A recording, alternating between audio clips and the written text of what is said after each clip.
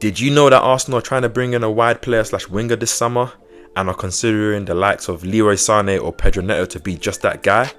It's your boy Kape. Welcome back to another video, and in this video I'm going to be speaking about, out of those two players, who I would like Arsenal to sign. And if you're new and you're returning and you haven't already, hit that subscribe button. I'm almost at 500 subs. Smash the like button down below and let's get into this video.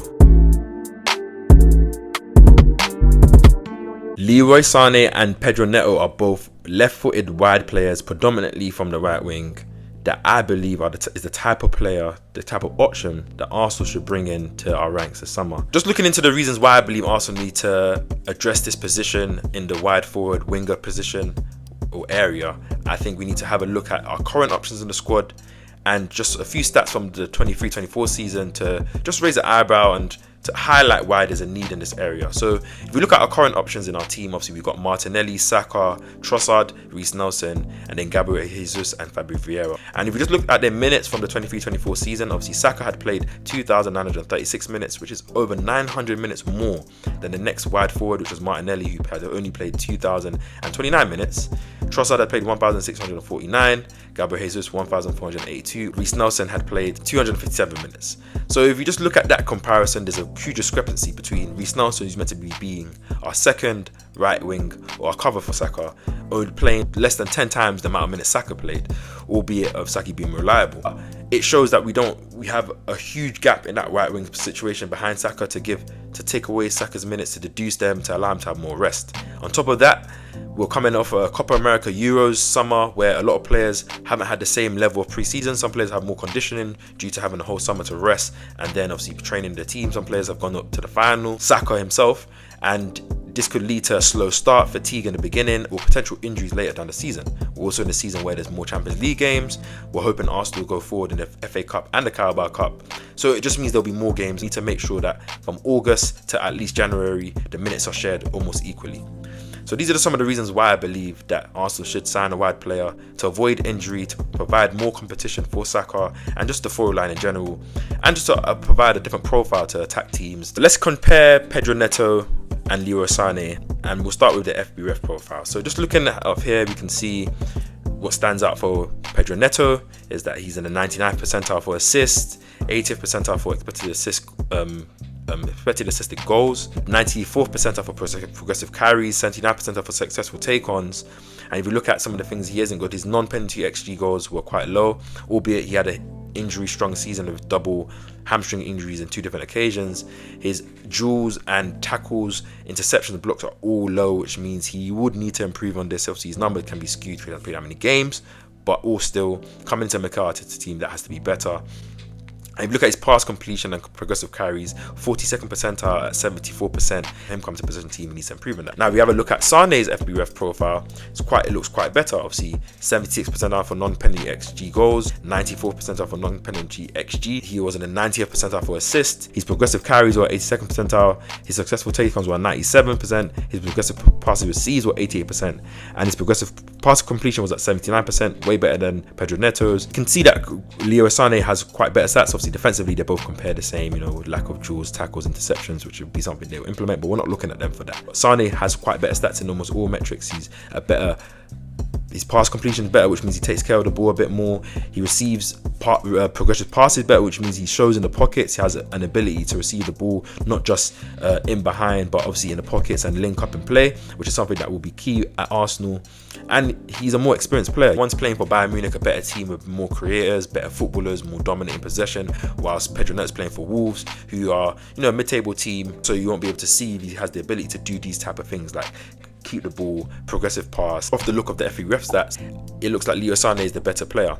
Looking at who scored and just their description of both players, look at Leroy Sané. They say he's very strong at dribbling, key passes, passing, long shots, through balls, and taking set pieces are all strong. His style of play, he likes to cut inside, he likes to dribble, he likes to play a lot of short passes and play layoffs. Now, if you look at Pedro Neto, you look at his strengths. Crossing is very strong. Taking set pieces is very strong, which shows dead ball specialist, another player we can add to our ranks alongside a lot of players that we have. Holding on to the ball, which means his ability to protect the ball, to retain the ball is quite good as well. Key passes, he's very strong. Dribbling is very strong. And his weaknesses, which they put here, his aerial duels, his finishing, which isn't the best, and his defensive contribution, which, as I said, defensive contribution he needs to improve in. His finishing definitely needs to be improving, but I think Mikel's one of the best finishing coaches around. His style of play, he likes to cross, which he does. He likes to beat his man out wide and get very nice balls into the box. Counter-attack threat, he's a mad blitz player. Just looking at the stats from last season, Leroy Sané had, in 49 games, 10 goals and 13 assists in all competitions, whilst in 29 games, Pedro Neto had 3 goals and 10 assists in all competitions, albeit not playing in Champions League or Europe, so he doesn't have the same amount of games. So we're looking at a player, one is 24 years old in Pedro Neto. He's a bit shorter than Leroy Sané. He has a mad injury history.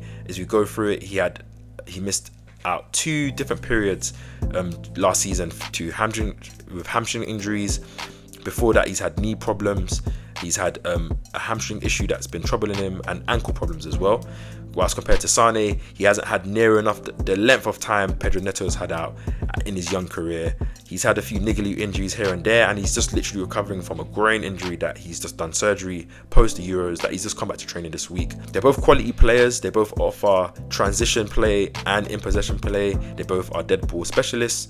Sané is more of a creative passer, I would say, more of a creative winger, similar to the likes of Saka. Pedro Neto gives us what Martinelli may offer us on the left hand side, on the right hand side of him being left footed. So it's like a different kind of profile to Saka. Worry being his injury history, but it's got to end at some point. You want more of a transition killer, someone that we can use against mid blocks and, you know, the good teams that play a high line to help us in games where we just need someone to drive the ball forward. Or do you want more of a creative player, more experienced player that Mikel has worked with before, so he can rely on and trust?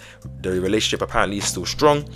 And coming to Arsenal, going against his old team City, would he have more incentive to want to prove himself more? So my choice for who I think would be a better fit for Arsenal, I'm going to Pedro Neto. I think at his age, 24, at his price, which I probably think would be around 35 to 40 to 45 million, compared to Leroy Sané, who's 28.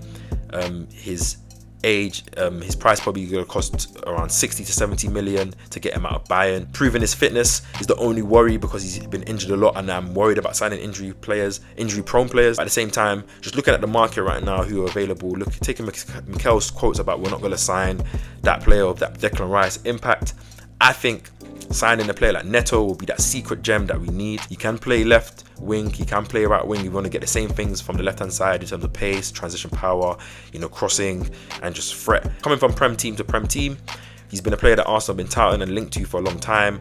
I think it would probably be the best time to get him, there being not that much interest in it from him in other teams, and I feel like he'll fit like a glove. So to summarize, Arsenal need a winger, we need a wide player, we need to balance out the minutes of our wide players, we also need to provide different profiles, more quality, and provide rest so that we can lessen injury. So I've chosen Pedro Neto. So guys, what do you think? Who would you want? Would you want Pedro Neto out of these two players, or would you want to sign Leroy Sané, or is there any other player that you would want to sign? Comment down below your thoughts, anything you agree or disagree with in this video. Subscribe to my channel, like the video down below, and I'll catch you guys in the next video for more Arsenal content, for more Kape takes and player focused videos all around Arsenal. Subscribe to this channel.